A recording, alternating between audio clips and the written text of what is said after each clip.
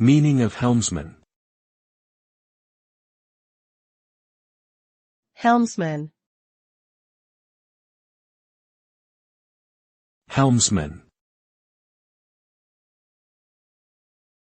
Helmsman. Helmsman. A helmsman is a person who steers or navigates a ship, boat, or yacht. They are responsible for maintaining a steady course and ensuring the safety of the vessel and its crew. The helmsman must be knowledgeable in ship handling, weather conditions, and various navigational techniques to make accurate course adjustments. They also communicate with other crew members and follow established protocols to ensure a safe and efficient voyage. In summary, the helmsman is a critical member of the ship's crew who keeps the vessel on course and ensures the safety of all aboard.